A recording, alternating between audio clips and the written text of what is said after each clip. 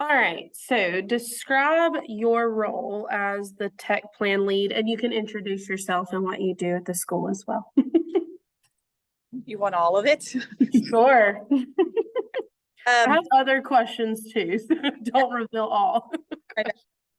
I'm Krista Baker. I am a teacher, career tech teacher here at the Durian.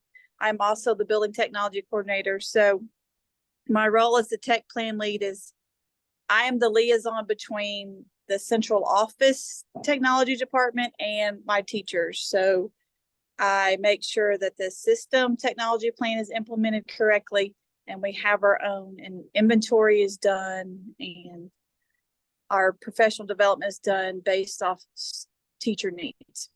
Okay. Sorry, I'm writing down as you're talking. How long have you been a tech plan lead, and how have you changed since you initially started in the role? I think I have been doing this, I think it's 15 or 16 years out of my 21. Okay. How it has changed. First started doing all this, I mean, I was still in charge of all the technology PD for my teachers, still had the tech plan, had to do the state tech plan, inventory. But as far as maintenance of computers and technology, Mm-hmm. it was very minimum. Us fixing and updating Chromebooks, CPUs, panels, iPads, robotics, all that falls under me. So it's So like really until like we're talking what 2020, you were really like you didn't have student like devices at that point. right. We would have some like in the classroom Yeah. base, but not one-to-one. So it was still very minimum as far as fixing Mm-hmm. all day long. Yeah. Would you say that's majorly what you do now is fix Chromebooks? Yes. Because we can't take care of them. Okay. So That's your table. that is after 8 fixed yesterday and 6 today. Oh gosh. And that's not counting the chats that I get from teachers saying, hey, what about this? Hey, I need this. Hey, I need this. Hey, I need this. Hey, this is not working. Or when they So lose them and I get those too. okay. How does your position as tech plan lead influence student achievement at our school? Without, doing the professional development with the teachers, and they can't implement current technology into their classrooms, which kind of limits the students on their expansion of technology in their world. Mm-hmm. I don't fix their Chromebooks in time. They have to go back to paper and pencil on some things. Mm-hmm. So, and then if Chromebooks, then ACAP doesn't get done. So we don't have any data for the achievement we've done. Yeah. Yeah, when the Chromebooks go crazy on ACAP day, we're all stressing. How do you determine priorities across the school so that the vision and mission statement are met through the tech plan? My priorities first and foremost are my teachers. I'm making sure that their equipment is working and that they understand how to use the equipment correctly, or the programs we're implementing, or any new innovations they want to use, because then that trickles down to the students. Mm-hmm. All right. And did you receive training for this role? It is on the job training. That's what I'm hearing a lot of. Yes. Yes, you learn as you go. Yes. So do y'all use, so with the CIP, like he has, it's Cognia, is there like a specific program that you use to input tech plan? I have an access to Cognia. There's a section in there for the technology plan that I have to update. Okay. And with the state tech plan, is that you just have to make sure that that's implemented through your tech plan. Do you have to do anything with it? There are some things that, because that is usually central office Okay, or district wide is the state plan, but there are things that we have to implement and make sure that we have the data and to upload so that the district has what they need. So for example, right now, by the end of next week is my goal.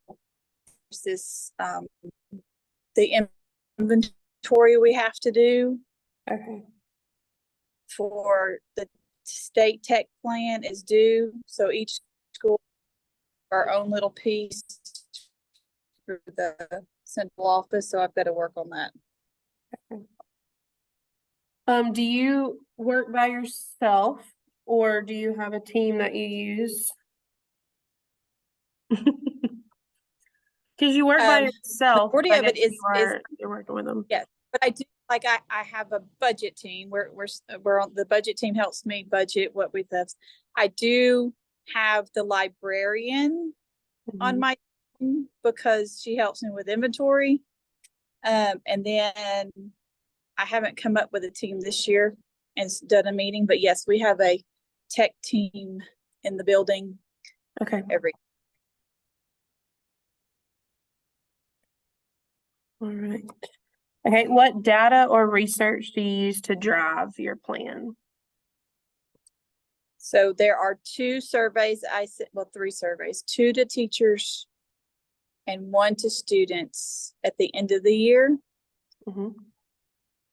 So there's a state survey that's sent out that gives us data from teachers that we use. And then I have my own personal one that I send out, beginning one and an end of the year one. So the beginning one helps me determine which PDs you guys need. And the end of the year one is things that I need to, you guys would like to see so that when the plan comes around, I know what to implement. Okay. So I get What does input. the tech plan do every year?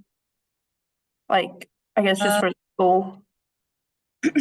It's like the technology professional development part of it. It was due last week. It's usually in September before the fiscal year begins. Okay, so this kind of goes along with the CIP. Yes. Okay.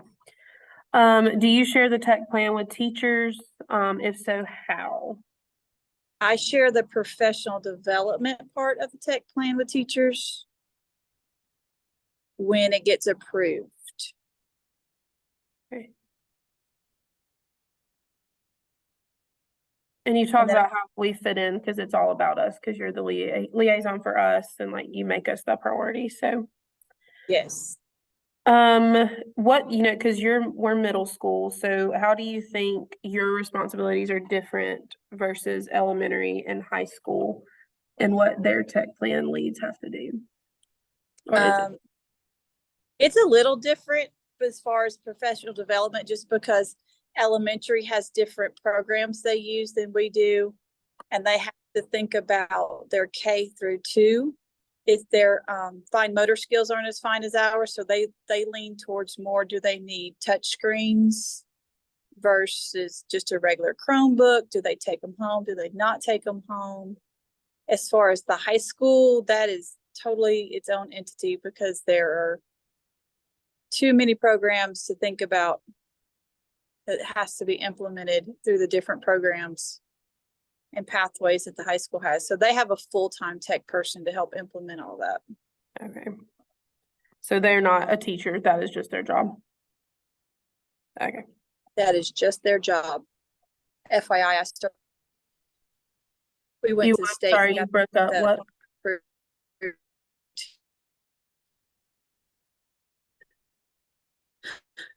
Hold on, you broke up. Can you hear me? Probably did. Is that better? Yes. Yeah. Okay. You said, by the So way, the high school. Yeah, the high school is supposed to have 2 librarians. mhm. Myself and 2 others from central office went to the state and petitioned for one of those librarian spots to be a full-time tech person. So that's why they tech person. Okay, gotcha. Okay, so you talked about like, cause you're the liaison between the district level. Who helps y'all like at central office? Like, is there a specific person that helps you through central office at the district level to implement? Is it internal? There are 4 people in the technology department at the central office level. You have our technology coordinator, which is Matt Black. Mhm. And then we have Daryl Engel, who is our main IT person. You have Kara, who is our programs person. And then we have John, who helps with fixing things.